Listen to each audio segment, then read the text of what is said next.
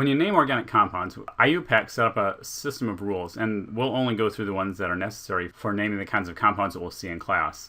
Each time we add a new functional group or a new piece to a molecule that we haven't talked about before, there will be additional pieces in the book that talk about naming for that specific group. So this will be just the generic overall naming for alkanes. So first thing we need to do is we need to find the longest chain. The longest continuous string of carbons. It's not always going to be left to right in a straight line. That's an important piece to think about. And then if there are two chains that would be equal length, the chain with more branches coming off of it would be the parent chain.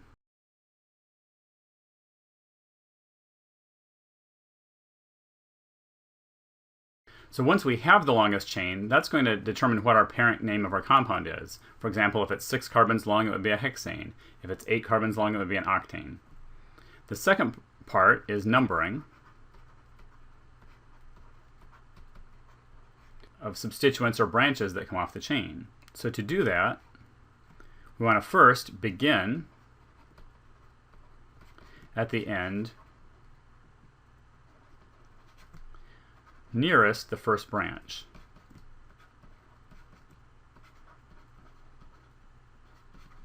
So we want the lowest number possible on the first branch.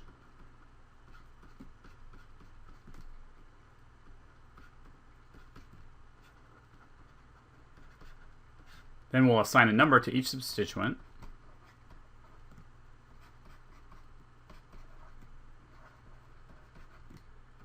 Or each group. Next, if there are 2 or more at the same carbon,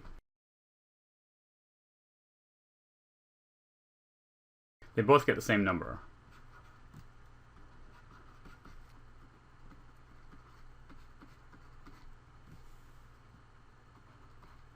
If there is more than one of the same substituent, or the same group, then we use di for 2, tri for 3, tetra for 4. Then the last thing is we write the name as a single word without capitalization. And we add substituents, or our groups, as prefixes in alphabetical order.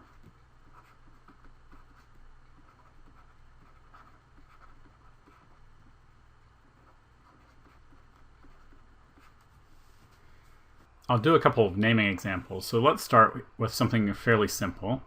I want to first look for the longest chain.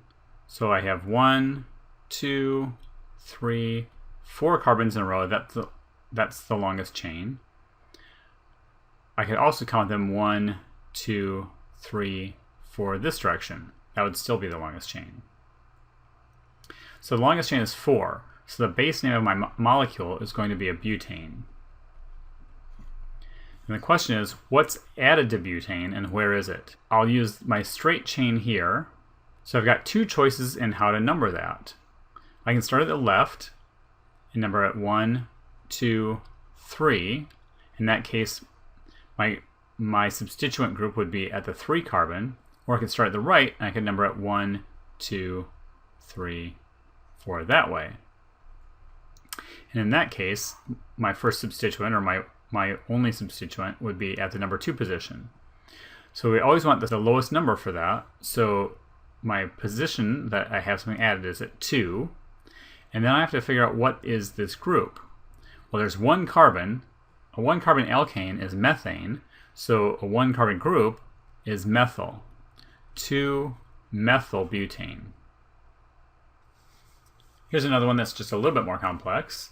Again, we can try to find our longest chain first. 1, 2, 3, 4, 5, 6. 6 carbons for the longest chain is hexane. And if I start here, 1, 2, 3, my 2 groups, my methyl groups, are both at the 3 position. So then we say 3, 3, And because I have more than one methyl group, it's di, so it's 3,3-dimethylhexane.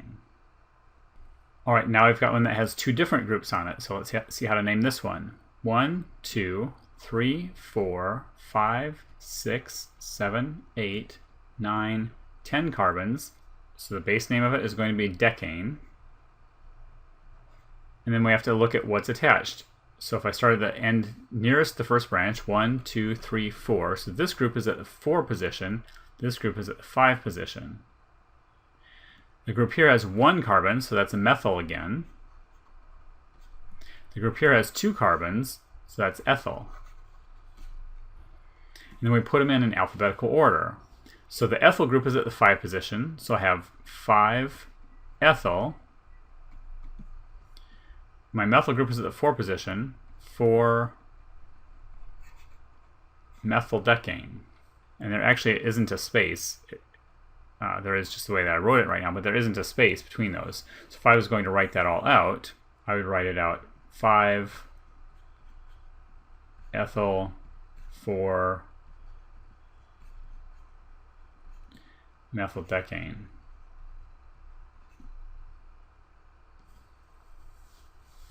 If we're going to name cycloalkanes, we do sort of the same thing. We need to figure out how many carbons are in the ring, just like we need to figure out how many carbons are in the straight chain. So if I have 1, 2, 3, 4, 5 carbons in the ring, again, this is cyclopentane. So the 5 carbons is pentane. Because it's a ring, it's cyclo, so cyclopentane. Now if I put a group off of that, that's a methyl group, so it would be methyl cyclopentane.